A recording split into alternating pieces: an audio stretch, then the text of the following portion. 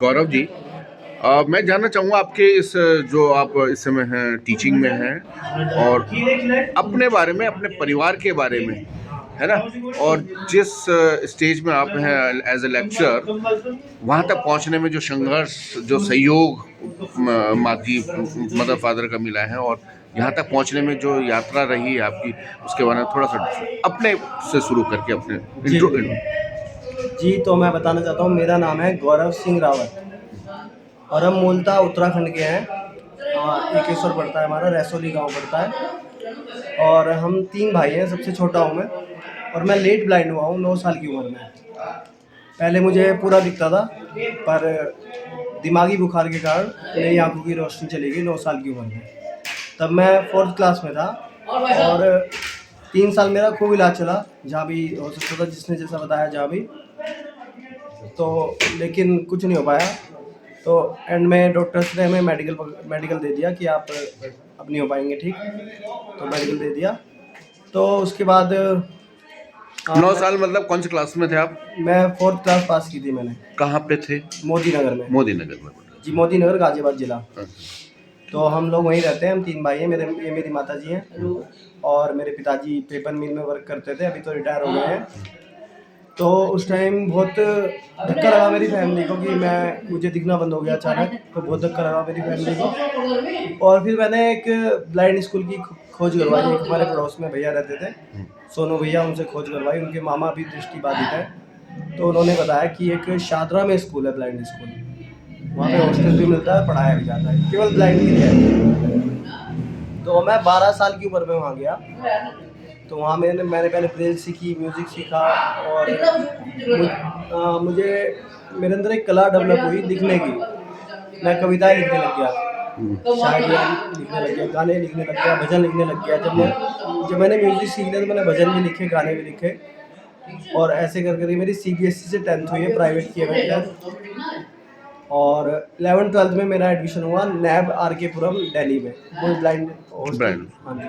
ठीक वो है। हॉस्टल देता है, बाहर साइटेड स्कूल में पढ़ने भेजता है। जैसे यहाँ पर स्कूल है, प्राइमरी स्कूल है यहाँ पर बगल में ही, अच्छा। और राजकीय इंटर कॉलेज है। ऐसे स्कूल में पढ़ने के लिए भेजता है। रेगुलर स्कूल वालों। हाँ जी, रेगुलर स्कूल में सही बच्चों के साथ समावेशी शिक्षा, ठीक है। इंक्लूसिव एजुकेशन में। इंक्लूसिव। तो 11th-12th मेरी इंक्लूसिव एजुकेशन में हुई है, government coed senior secondary school से। और उसके बाद मैंने एडमिशन लिया डीयू में, किरोड़ीमल कॉलेज में, पॉलिटिकल साइंस ऑनर्स से।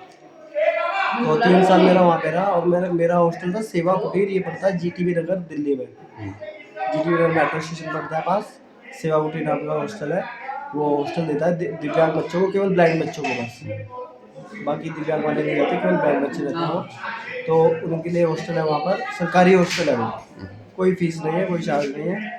और एजुकेशन में भी काफ़ी छूट मिलती है हमें पढ़ने के लिए। हमारी फ़ीस नाम मात्र की जाती है 1000 रुपये, जहाँ लोगों की 10-10 20 जाती है, हमारी में 500 रुपये, 1000 रुपये ऐसे आती है फीस। और उसके बाद फिर मैंने 2 साल करी बीएड। बीएड हुई मेरी गीता कॉलोनी MVCOE कॉलेज से, महर्षि Valmiki college of commerce, college of education, sorry, college of education से हुई मेरी। हाँ, ये गीता कॉलोनी में पड़ता है। तो जनरल बीएड है मेरी, स्पेशल बीएड नहीं है। अच्छा। वहाँ भी सभी सामान्य बच्चे थे, उनके साथ हुई। अच्छा। और उसके बाद फिर मैंने एमए करी जेएनयू से, संस्कृत में, जवाहरलाल नेहरू यूनिवर्सिटी से करी मैंने एमए संस्कृत में।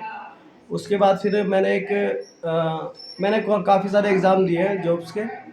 2015 से एग्ज़ाम दे रहा था मैं।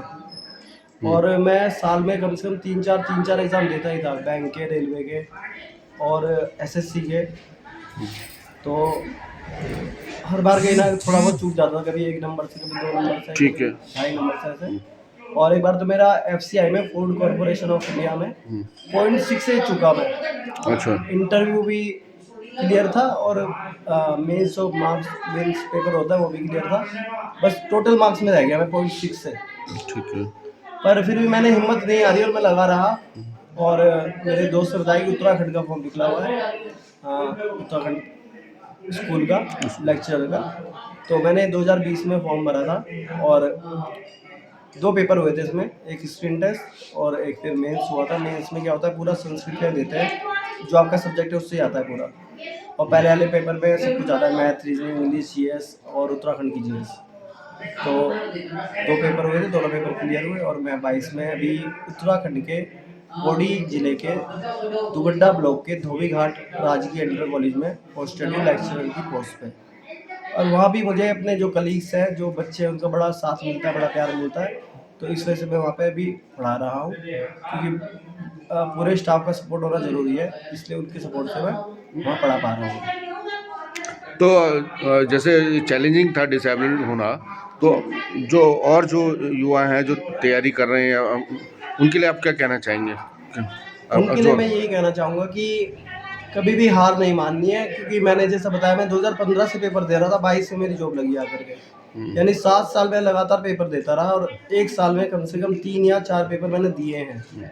4 से ज़्यादा भी दिए हैं कई बार, पर 3 या 4 तो दिए ही हैं। एक बार तो सर मैं आपको बताना चाहता हूँ, मेरा 3 मिनट से पेपर छूट गया। कानपुर में पेपर था, ट्रेन लेट हो गई और 9:15 पे गेट बंद हुआ, मैं 9:18 पे पहुंचा, उन्होंने एंट्री घुसने नहीं दिया मुझे।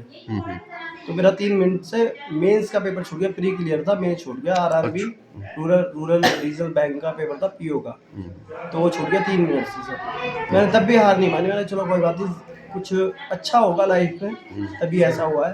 क्योंकि मैं तो मानता हूँ जो भी होता है अच्छे के लिए होता है।